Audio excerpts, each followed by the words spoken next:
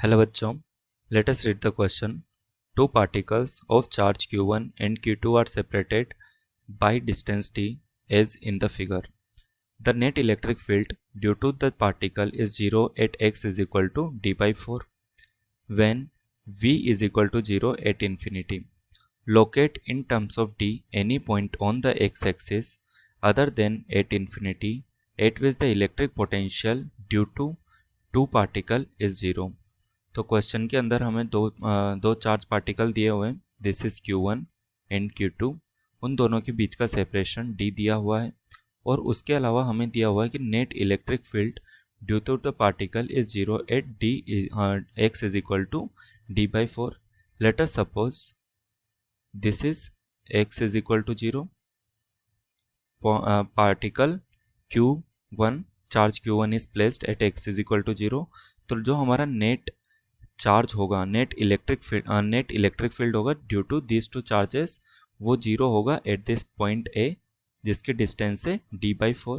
इसकी डिस्टेंस हमें d by 4 दी हुई है. Now let us write the key concept here. Key concept क्या है?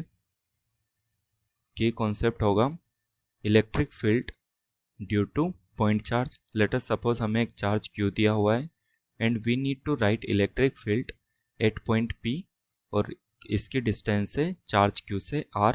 तो हम इलेक्ट्रिक फील्ड लिख सकते हैं electric field is equal to k q upon r square. और इसका डायरेक्शन क्या होगा? इसका डायरेक्शन होगा आर कैप डायरेक्शन में. ये आर कैप डायरेक्शन में इसका डायरेक्शन होगा इलेक्ट्रिक फील्ड का. ये इलेक्ट्रिक फील्ड लिख सकते हैं. सिमिलरली अगर हमें इसी सेम कंडीशन में that is potential due to अब पॉइंट चार्ज लिखना हो at a distance r, at a distance r पे हमें पोटेंशियल लिखना हो तो हम पोटेंशियल क्या लिखेंगे? v is equal to k q upon r. ये हमारा पोटेंशियल हो जाएगा where the value of k is equal to 9 into 10⁻⁹ newton metre square per coulomb square. ये वैल्यू ऑफ k हो जाएगी जो कि एक कांस्टेंट वैल्यू है. Let us start the question. Question के अंदर हमें चार्ज Q1 दिया हुआ है और दूसरा चार्ज Q2 दिया हुआ है. इन दोनों के बीच की डिस्टेंस कितनी दी हुई है? D इन दोनों के बीच की डिस्टेंस होगी. और क्वेश्चन के अंदर हमें एक पॉइंट दिया हुआ है, this is point A. Let suppose this is point A जिसकी डिस्टेंस Q1 से D by 4 है. यहाँ पर इलेक्ट्रिक फील्ड 0 होता है. तो सबसे पहले हम डायरेक्शन देख लेते हैं इलेक्ट्रिक फील्ड का. Let us suppose this is r cap direction, this is r cap direction और ये वाला माइनस आर कैप डायरेक्शन होगा. तो Q1 की वजह से जो इलेक्ट्रिक फील्ड होगा वो आर कैप डायरेक्शन में होगा एंड Q2 की वजह से जो इलेक्ट्रिक फील्ड होगा वो माइनस आर कैप डायरेक्शन में होगा. तो हम टोटल इलेक्ट्रिक फील्ड लिख लेते हैं. Net electric field at point A is equal to k Q1 upon D by 4 whole square और इसका डायरेक्शन होगा आर कैप प्लस के Q2 upon 3D by 4 whole square और इसका डायरेक्शन होगा minus r cap. And the net electric field at point A question में दिया हुआ है इज इक्वल टू 0. तो हमारा यहाँ से निकल कर आया Q1 is equal to Q2 by 9 और इसे हम लिख सकते हैं Q1 upon Q2 is equal to 1 by 9. ये रिलेशन हमारा निकल कर आया जो कंडीशन हमें क्वेश्चन में दी हुई है.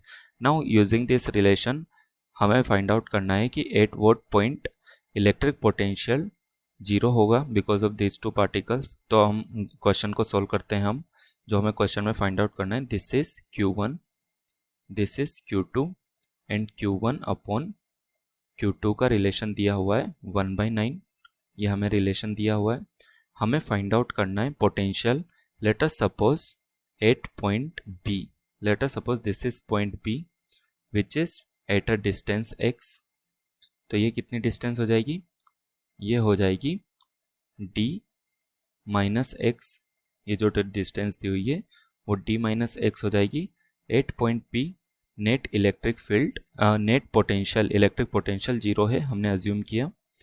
तो हम यहाँ पर पोटेंशियल लिख सकते हैं potential due to Q1 k Q1 upon x plus potential due to Q2 लिखा जा सकता है k Q2 upon d minus x is equal to, it should be equal to 0। अब ये 0 होने के लिए क्या होना चाहिए? ये 0 होने के लिए one of this two quantities, this two terms, एक निगेटिव होना चाहिए और एक पॉजिटिव होना चाहिए। तो हम यहाँ पर देख सकते हैं के हमेशा पॉजिटिव होगा, एक्स पॉजिटिव होगा और d minus x as it is a length, तो यह भी पॉजिटिव होना चाहिए। सिर्फ यहाँ पर Q1 एंड Q2 इनमें से कोई एक क्वांटिटी पॉजिटिव एंड एक क्वांटिटी निगेटिव होना चाहिए और उनका रिलेशन फॉलो करना चाहिए 1/9 का। अगर हम इस रिलेशन को देखें Q1 upon Q2 is equal to 1/9, तो यहाँ से हम कंक्लूड कर सकते हैं कि Q1 और Q2 दोनों या तो पॉजिटिव होंगे या फिर Q1 Q2 दोनों निगेटिव होंगे। और इस कंडीशन को फुलफिल करने के लिए, पोटेंशियल एट पॉइंट बी 0 करने के लिए हमें इधर Q1 पॉजिटिव हो एंड Q2 निगेटिव हो या फिर Q1 निगेटिव हो एंड Q2 पॉजिटिव हो, ये होना चाहिए। तो हमारी ये जो दोनों कंडीशन है वो एक साथ फुलफिल नहीं हो रही। So we can write our final answer at no point, at no point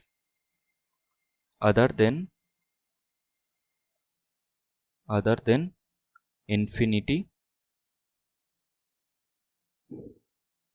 electric potential will be 0. Thank you. Hope you have understood the solution. Best of luck.